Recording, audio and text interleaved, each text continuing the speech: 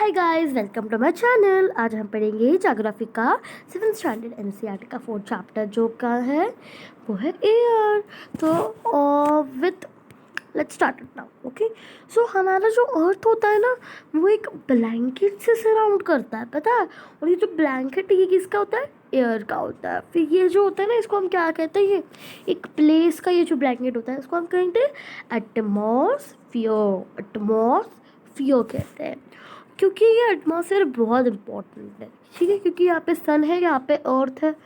तो ये जो ब्लैंकेट ऑफ एयर है ना ये हमें प्रोटेक्ट करते हैं कि मतलब सन हमें जो है ना हीट देता है, लाइट देता है, लेकिन उसमें कोई यूवी रेज मतलब गंदे केमिकल्स या फिर जो मतलब गैसेस भी मिक्स होते हैं और जिससे हमें कुछ भी हो सकता है, वेरी हार्मफुल फॉर अस। तो फिर ये जो ब्लैंकेट ऑफ एयर होता है ये हमें उससे तो प्रोटेक्ट करता ही होता है। फिर इसीलिए जो कोई भी लिविंग ऑर्गेनिज्म होता है ये इस पर डिपेंड करता है, ठीक है। उसके बाद कंपोजिशन ऑफ एयर। तो ये देखो कंपोजिशन ऑफ एयर, समझो कि अपना अर्थ है तो इसमें जो है ना 78% ऑफ क्या है? नाइट्रोजन है। उसके बाद 21% क्या है? तो ऑक्सीजन है। और फिर जो है ना 0.93% क्या है? ऑर्गन है। और जो कार्बन डाइऑक्साइड है वो 0.03% है। और फिर बाकी का जो ना जो 0.04% बचता है। तो ये जो बाकी के जो गैस होता है ना जैसे हीलियम, हाइड्रोजन, ओजोन, ये सब अदर ऑल गैसेस में आ जाते हैं। तो 0.04% में ही ये सब गैसेस इंक्लूड होते हैं। तो फिर बहुत कम होती है इनकी क्वांटिटी। और फिर जो ये नाइट्रोजन होता है ना ये हमारे लिए तो कोई मतलब ज़्यादा यूज़फुल नहीं है। हम क्या करते हैं ब्रीदिंग के वक्त में, रेस्पिरेशन के वक्त लेते हैं नाइट्रोजन और उसको तुरंत छोड़ देते हैं उस वक्त, ठीक है। हम उनको मतलब उसको एक्सेल करते वक्त छोड़ देते हैं लंग्स के थ्रू। लेकिन जो प्लांट्स होते हैं ना उनको जो फोटोसिंथेसिस करना होता है उसके लिए उनको कंपलसरी नीडेड होता है नाइट्रोजन। तो वो उनको कैसा मिलता है कि ये जो बैक्टीरिया होता है, बैक्टीरिया वर्ड दिखा है ना, ये सॉइल में जो नाइट्रोजन को कैरी करता है एयर में से और उनको फिर सादे सिंपलर सब्सटेंस में कन्वर्ट करता है, एक सॉइल में कन्वर्ट करता है। फिर जो प्लांट्स है ये उसके जो रूट्स होते हैं ना, जाइलम, फ्लोएम, जो अब बड़े होके पढ़ोगे उसके थ्रू इसको कैरी करते हैं ठीक है।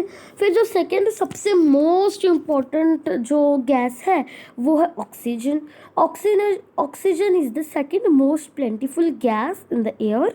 Humans and animals take oxygen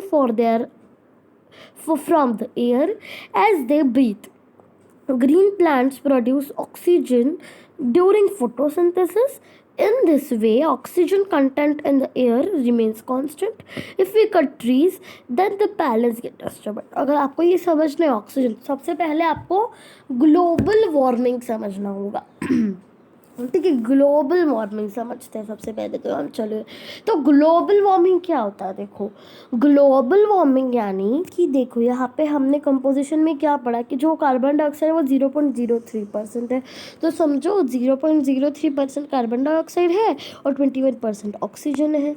तो अभी क्या हो रहा है ग्लोबल वार्मिंग में, इसकी जो मात्रा है ना ये ऑक्सीजन की, सॉरी कार्बन डाइऑक्साइड की, ये 0.04, 0.05 ये होती जा रही है, बढ़ते जा रही है। और जो 21% हमारा ऑक्सीजन है वो बस सेम 21% ही रहता है, मतलब इसमें कोई चेंज है ही नहीं उसको कहते हैं ग्लोबल वार्मिंग।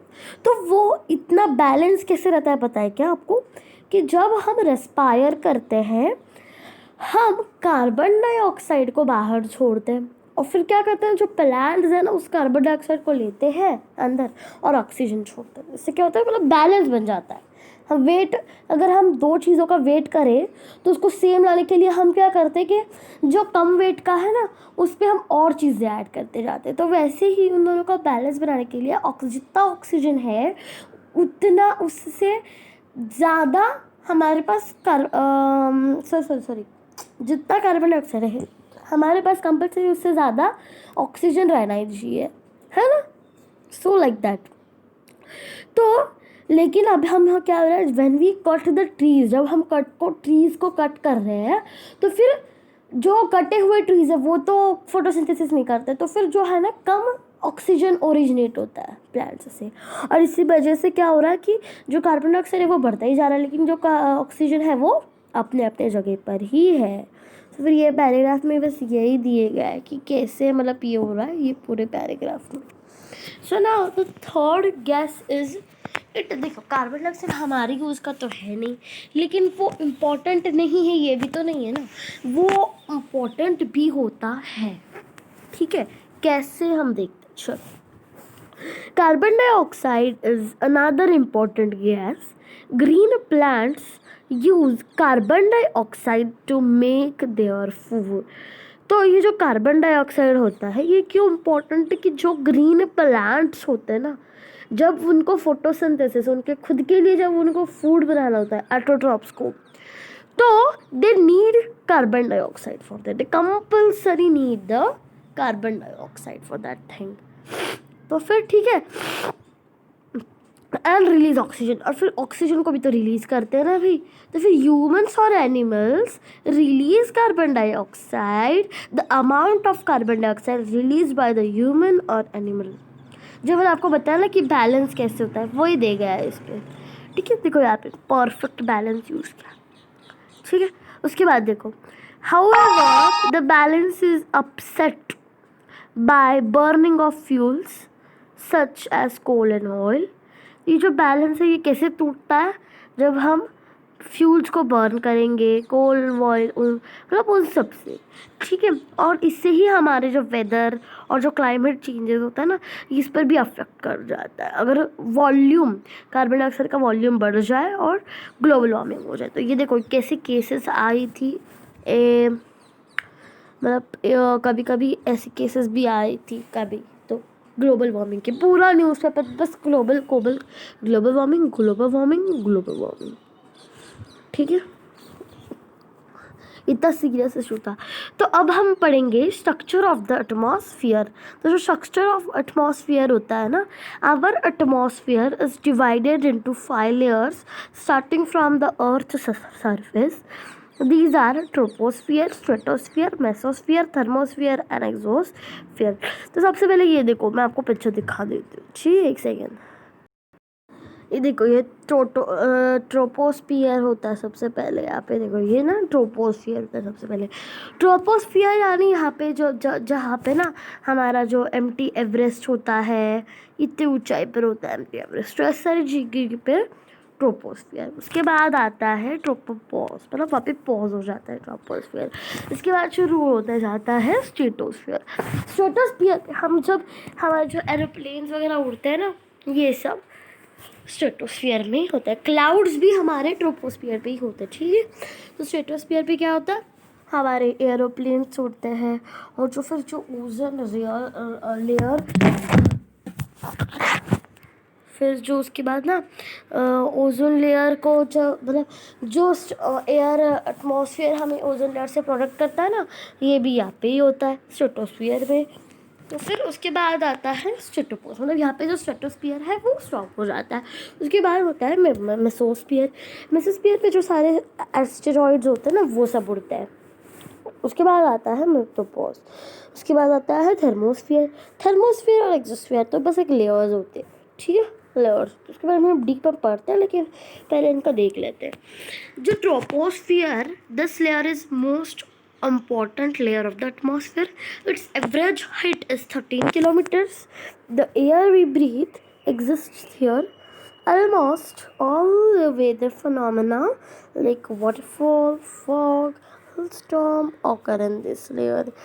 तो जो सबसे इम्पोर्टेंट लेयर होती है ना एटमॉस्फेयर की, जिसकी एवरेज हिट जो है 13 किलोमीटर, मतलब जो 13 किलोमीटर होती है, तो जो एयर हम ब्रीथ करते हैं वो यहाँ पे एग्जिस्ट होती है.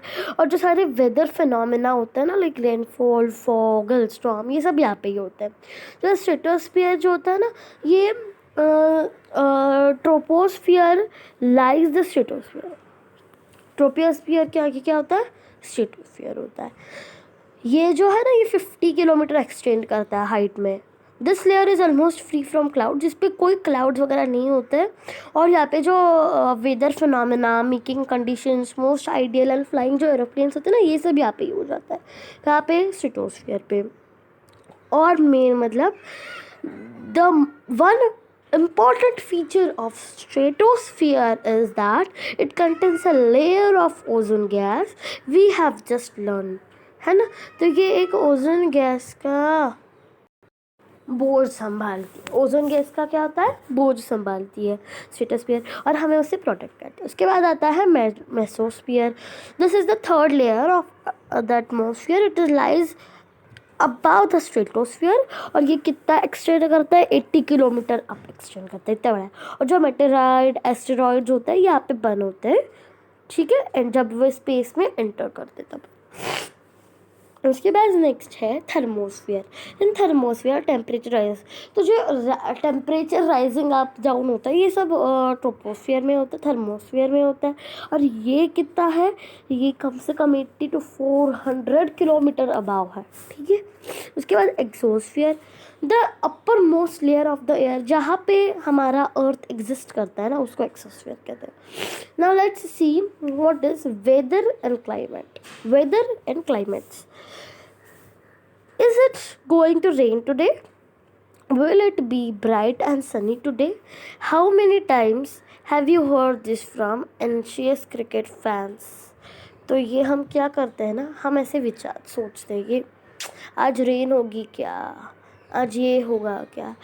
तो क्या होता है ना, एक क्लाइमेट होता है। क्लाइमेट यानी क्या कि अगर आज आपके यहाँ पे 24 डिग्री सेल्सियस है, लेकिन बहुत सारे साल हो गए, 4 ईयर्स 5 ईयर्स, और आपका जो टेम्परेचर है ये एवरेज 24 ही रह रहा है, मतलब 24 25 26, मतलब बराबर 24 नहीं बेटा, लेकिन 24 25 26 और 27, मतलब उन ग्रुप में जो कंसिस्ट करता है उसके आगे पीछे, तो उसको वो हम हमारा क्लाइमेट समझा देते हैं। तो फिर जब कोई हमें पूछता है कि आपके एरिया का क्लाइमेट क्या है, तो हम क्या कहते हैं 24 25 ऐसे ही, तो उसको हम क्लाइमेट नाम देते हैं। लेकिन